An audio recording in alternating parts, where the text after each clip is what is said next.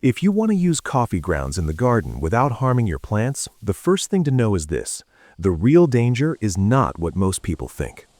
Most gardeners have heard the same warning for years. Coffee grounds are too acidic, they'll ruin your soil, they'll hurt your plants. But in most home gardens, that usually is not the real problem. The real mistake is much quieter than that. It's using too much, using it in the wrong place, or treating coffee grounds like a miracle fertilizer instead of what they really are, a useful soil-building ingredient that works best when you use it with restraint. And that matters, because every morning families throw away something that could be helping their compost, helping their garden beds, and helping them build better soil without spending another dollar. So in this video, I'm going to show you 3 safe methods that actually work, what coffee grounds really do in the soil, what changes you can realistically expect in the first 30 days, and the mistakes that can quietly slow your garden down if you get careless with them. Because this is one of those small habits that seems ordinary until you realize how much it can change over a season. Used coffee grounds sit right in that sweet spot so many gardeners care about now. They're free, they're familiar, they're easy to save, and they connect kitchen life to garden life in a way that actually makes sense. When prices are up, inputs cost more, and most people are trying to waste less and grow a little more from the same small space, something like this matters. Not because coffee grounds are magical, and not because one bucket of them is going to rescue a bad garden, but because they can become part of a better system. That's the part worth paying attention to. Coffee grounds can add organic matter. They can support soil life. They can help a compost pile move along, and over time, they can contribute to the kind of darker, looser, more workable soil that makes gardening easier. But they need to be used the right way. So here's how we'll go through it. First, I'll show you the 3 safest methods. Then we'll look at what coffee grounds actually do underground. Then we'll cover the mistakes that cause problems, especially around seedlings, over-application, and thick surface layers. And after that, I'll show you what kind of change you can honestly expect in the first month, and how this fits into a bigger family yard loop. Let's start with the easiest method first. The first safe method is simple, but it only works well if you stay disciplined. Take your used coffee grounds, the damp ones left in the filter after brewing, and spread them thinly over the surface of a garden bed. Then scratch them lightly into the top inch of soil with your fingers, a hand fork, or a small rake. That's it. But the word that matters here is thinly, because this is exactly where people go wrong. They see something free, organic, and familiar, and they assume more must be better. So they dump a heavy layer around a plant, or they spread a dark blanket across the bed, thinking they've just given the soil a rich boost. But a thick layer of coffee grounds can mat together. It can tighten on the surface. It can reduce airflow and make water less likely to soak in the way you want. So the rule is simple. Thin and mixed in helps. Thick and concentrated hurts. For a typical raised bed, think in small amounts. A quarter container spread thinly over a 4x8 bed once every week or 2 weeks is plenty. You are not trying to rebuild the whole bed with coffee grounds. You're feeding the system lightly and steadily. And keep them away from places where you're sowing seeds or setting out very young transplants. That early stage is delicate. Seeds need easy germination. Tiny roots need airflow and balance. So even if coffee grounds can be helpful in the wider garden, this is not the moment to crowd a seed row with them. That one detail alone will save a lot of beginners from frustration. Because sometimes the difference between this worked beautifully and this hurt my plants is nothing more dramatic than where and how heavily it was applied. Now this is where coffee grounds become much more dependable. If you compost, or if you build layered beds with leaves, cardboard, kitchen scraps, clippings, and other yard materials, coffee grounds fit really well into that world. In a compost pile, they act like a green ingredient. They help balance dry, carbon-rich materials like autumn leaves, shredded paper, or straw. And once they're mixed into a living compost system, they become part of something safer and more stable than raw grounds applied by themselves. That is important, because a compost pile gives you a buffer. It softens extremes, it mixes materials, it improves texture, and spreads value more evenly over time. So, if you drink coffee every day, one of the easiest habits you can build is simply this: save the grounds and add them to the pile as you go. If you collect extra grounds from a local cafe, that can be useful too, but don't let free material tempt you into taking more than your system can actually absorb. A small garden does not need bags and bags of coffee grounds unless it also has the leaves, bedding, and brown materials to balance them. Think of coffee grounds as one ingredient in the recipe, not the whole meal. And this is also where the bigger family yard kitchen loop starts to show up in a very practical way. Coffee grounds from the kitchen scraps from daily meals, dry leaves from the yard, safe bedding from the coop, all of it moving toward compost, and that compost moving back toward the beds. That kind of loop is quiet, but it matters, because over time it turns waste into fertility and turns ordinary routines into something more useful than they looked at first. The third method is the one people are usually most curious about: a mild liquid drench made from used coffee grounds. Here's the careful version. Take 2 to 3 cups of used grounds and add them to a 5-gallon bucket of water. Stir it well. Let it sit overnight or up to about 24 hours. Then use that water around established plants or across a mature bed. Not seedlings, not seed trays, not as a strong concentrate, and not as a magic fix for every problem in the garden.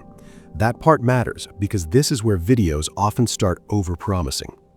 A mild coffee ground drench can sometimes give tired beds or established plants a small nudge. Some of the more soluble compounds move into the water, and the application can feel a little gentler and a little faster than dry material sitting on the surface. But the results are usually modest. And honestly, modest is exactly the right word for a healthy garden video. Real gardens are not built on miracle inputs. They are built on steady improvements. So if you want to try this, use it as an occasional tool, a light experiment, a supplement, not your main fertility plan. And if a plant is pale because of cold soil, compacted roots, poor drainage, or lack of sunlight, this is not going to solve the deeper issue. Still, used carefully, it can be helpful. And now that you've seen all 3 methods, here's the bigger question. Why do coffee grounds help at all? If this kind of practical, no-waste gardening is what you've been looking for, subscribe to Family Yard Kitchen. Every week, we share simple, grounded ways to build better soil, waste less, and grow more without spending money you don't need to spend. Coffee grounds contain nutrients the soil can use, including nitrogen, potassium, and phosphorus, plus smaller amounts of other minerals. But this is where language matters. Coffee grounds are not a stand-in for a complete fertilizer program. They are not a miracle amendment, and they are not something to dump heavily into a struggling bed and expect instant recovery. What they can do is contribute organic matter, support microbial activity, and help build a better soil environment over time. That's their real value. They act more like a background boost than a dramatic correction. And when they're combined with compost, leaves, mulch, and other organic materials, that value gets stronger. The soil begins to hold together differently. A handful may feel darker, looser, and crumblier. Moisture may settle more evenly instead of disappearing so fast. Worm activity may increase where food, air, and moisture are all working together. That is the kind of change worth trusting. It's also worth clearing up the acidity myth here. Used coffee grounds are often close to neutral after brewing, so for most gardeners, the bigger issue is not that they're secretly turning the whole bed acidic. The bigger issue is simply using too much in one place. That is the part people miss. Not coffee, concentration. So let's slow down and talk about the mistakes, because this is where people quietly sabotage a good idea. First, don't pile coffee grounds in thick layers. A heavy, dark blanket may look rich, but it can crust, tighten, and interfere with how water and air move through the surface.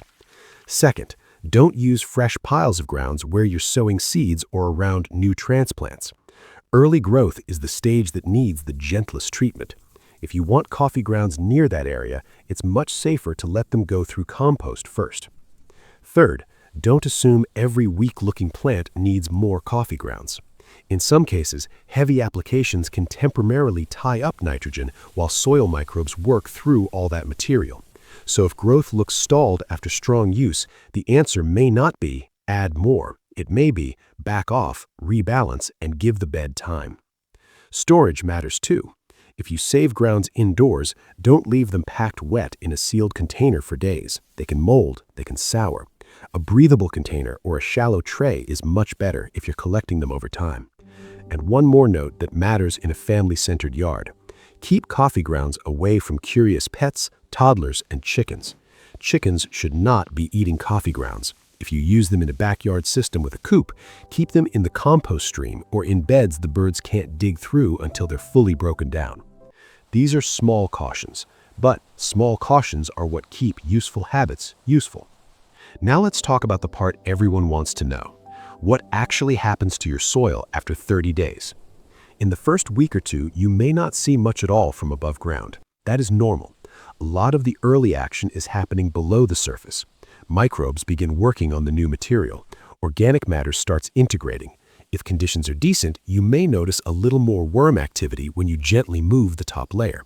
Nothing dramatic, just signs that the bed is active.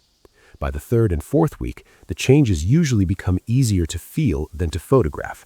The surface may look a little darker. The top layer may crumble more nicely in your hand. Water may soak in more evenly, and a bed that used to feel tired may start feeling more alive. If you use the liquid drench carefully on established plants, you may notice slightly steadier color or slightly stronger new growth. But again, this is not the kind of method that gives honest gardeners a reason to exaggerate. The 30-day change is usually a shift in direction, not a miracle transformation. And that is still valuable. Because once you realize the soil is moving the right way, you stop chasing shortcuts and start trusting the habit. This is really where coffee grounds become more than a tip. They become part of a system. You brew coffee in the kitchen, the grounds go to compost, the compost feeds the beds grow herbs, greens, tomatoes, and all the little things that come back through the kitchen again. And if you keep chickens, the safe parts of that yard loop can support each other too. Bedding, leaves, scraps, compost, soil, food. Everything connected, but still kept clean and sensible. That kind of system is not flashy, but it is strong. And in harder seasons, expensive seasons, or uncertain seasons, that strength matters more than people think. Not because it makes a family completely independent overnight, but because it reduces waste, improves the garden a little more each month, and creates a backyard that feels more dependable. That has real value, especially now. Coffee grounds are not a miracle, but they are one more good habit. Used lightly, composted well, and kept in the right place, they can help you build richer, darker, healthier soil over time without adding another expensive product to the cart. And that's really the larger lesson here. A lot of the best garden progress does not come from one dramatic breakthrough. It comes from ordinary things used with more care, more patience, more understanding, and a little less waste. I read the comments on these videos, and I know a lot of you are trying to grow more with less. Build a yard that feels calmer and more productive, and create something good for your family without making life more complicated than it needs to be. So if you haven't subscribed to Family Yard Kitchen yet, now's a good time. Every week, we share one practical step like this to help you build better soil, better habits, and a more useful backyard. And if you want a simple guide to help you plan your beds more wisely, take a look at Veggie Matchmakers. It's there to help you make better planting decisions and get more from the space you already have. Now, watch the next video on screen, because it shows you how to turn everyday kitchen scraps into rich, usable compost for a small yard, step by step. It's the perfect next move after this one. Until then, build good soil, and a lot of the rest gets easier.